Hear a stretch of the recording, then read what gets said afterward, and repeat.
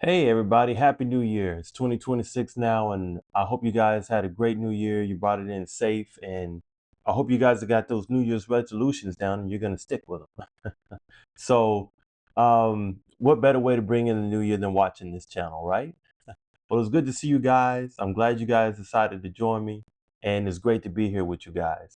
And today I just wanted to talk a little bit about why quitting your job could be a mistake when you first start out in real estate. First of all, you can do both at the same time. I did them for 3 years when I first got into real estate, so it's not hard to do. Like I say, always say, you don't have to be there full time to manage your property. And the good thing about having that job is that I was able to learn from my mistakes as I went on. I had that stream of income coming in from my job, and once I got my rental property rented out, now I had two streams of income, which is something that I always talk about on the channel. It's multiple streams of income. And so, I didn't have to work those 40 hours a week, all the time. I was able to give away hours. And if I wanted to, I could still work my 40 or maybe work some overtime and just, make my check that much more. And I was able to save up for that next property a lot quicker when I had two streams of income. So think about that before you quit your job. Make sure that that's the right avenue that you want to go down. That's very important. Right now you can still make adjustments in, what it is you really want to do. Do you want to stick with this or do you want to go into something else? So think about that and plan ahead before you quit your job. And having two streams of income is a stress reliever. Um, you don't realize how much weight is lifted off your shoulders when you have, money coming in from somewhere else, cash flowing in from somewhere else. And especially for those people who don't, you know, particularly care for their jobs anymore, or maybe they're tired of their bosses, the way they talk to them and stuff like that.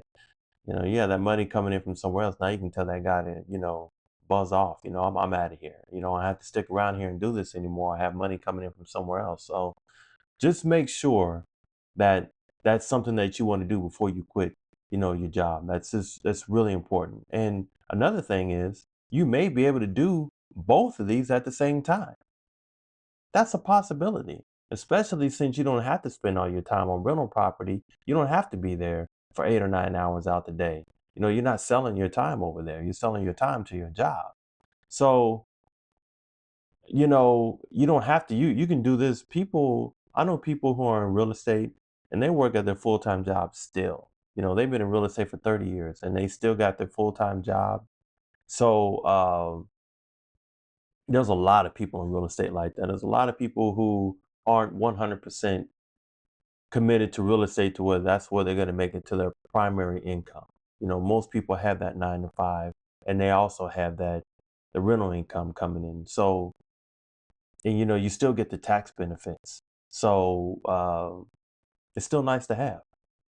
The number one reason why I tell people not to quit their jobs when they first get into real estate is commitment.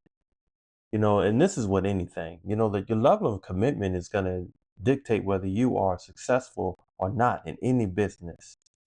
And there's going to be a lot of work going on behind closed doors that people just don't see.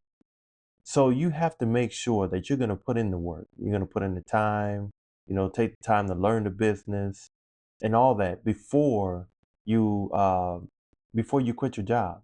So even though that's our primary goal for the people who are tired of working, the primary goal is to buy enough property to where it takes over uh, your primary income of that 9 to 5. And one thing that I've heard people say that they do is make sure that if you're making $3,000 a month, then you want $3,000 a month coming in from your rental property. You don't want to have to change your lifestyle or downgrade your lifestyle now that you've quit your job. So you want to make sure that you're able to maintain that same level of income and what it is you're doing in your life.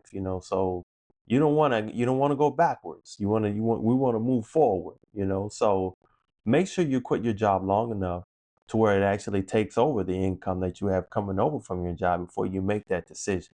Okay, that's very important. So, those are a couple of things that I just wanted to throw at you guys, because I don't want you guys making the wrong mistake of thinking that you guys got one property and now you've done it. You're ready to go.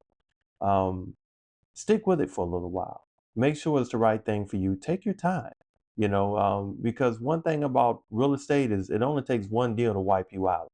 And that's not the road that we want to go down, and that's not what I'm here for. So thank you guys for tuning in to the channel, and I hope to see you guys at the next one. Thanks.